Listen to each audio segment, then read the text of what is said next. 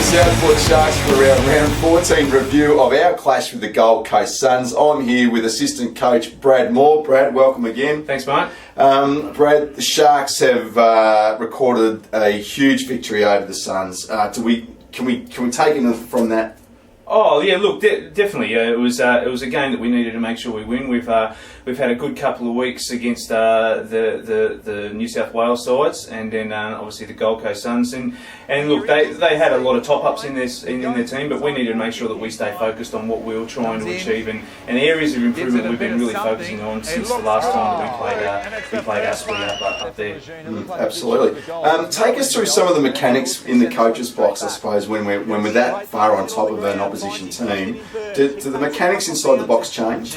No, not really. What we try to do, we try to make sure that we really make sure the players are focusing on what we're trying to do in regards to our ball movement, our defensive structures, etc. On the weekend, Josh Baxter obviously has been injured, so we tried a new forward setup in regards to Hilly came from being a fullback up to being a full forward.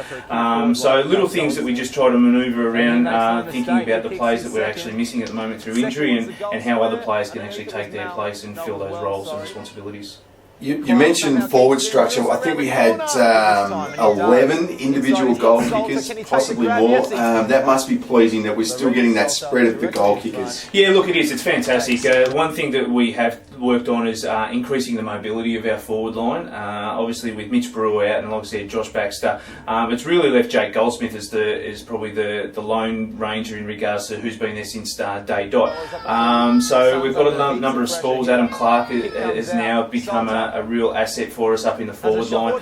Cal Geary's been rotating through the forwards, and the likes of Jason Burge is having rest on the forward line as opposed to just coming on and off the ground through the midfield. So it's changed a lot. Eddie Milan again has been fantastic. He kicked, I think, another 4 goals on the weekend. So we've really worked on making sure that our forward structure is always evolving. It's not staying the same, and so hopefully opposition can't get comfortable with the way we're setting up, and we can always manoeuvre things around. So yeah, really pleasing with the way that was working on the weekend. Let's touch on a couple of individuals. You mentioned Eddie Mellon. Goldsmith kicked 5. We must have been wrapped with Tyler Cornish's game. Second one back in, leading possession getter. Yeah, look, Tyler was fantastic for us on the weekend. He's obviously played a lot of footy with the Suns as well, so he probably knew a little bit about what they try to do through the midfield. But the pleasing thing about Tyler, he really got the mix between his uncontested and his contested football.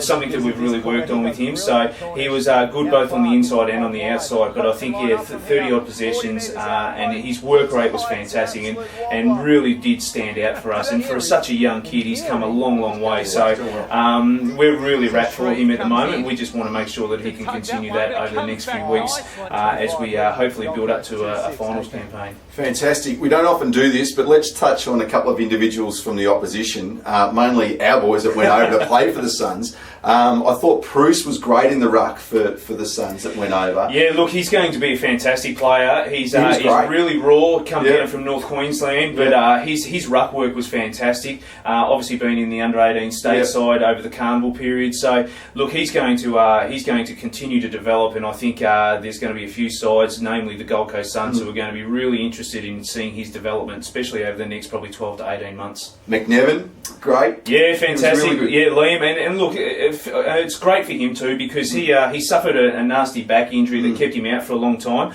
but he came in and he really held his own, and like you said, we had a number of other boys out there, and the good thing is that what we've really worked on here at the Sharks this year is making sure that the feeling amongst the group, whether or not they're playing with with our side on a weekend, or if they're playing Quaffle, or if they're playing Sunset, there's a real good feeling and camaraderie amongst the group, and even on the weekend, even though we had guys playing for the Suns, we made sure that relationship between us and our own was really positive and really strong. So I think that was a great part of the game on the weekend. Yeah, I thought Lejeune battled well. I mean, he's another youngster coming through. Young Harrison Fraser was over there as well. Tommy Thine was over there really well. and probably something that stood out in my mind from a spectator's point of view, that when these boys actually got to the contest and did something good, there was actually the Sharks players going up behind them, giving them a tap on the back to say well done rather than their own teammates. Yeah, look, like I said, it's one of our key focus areas to make sure that we feel good amongst ourselves, whether or not we're playing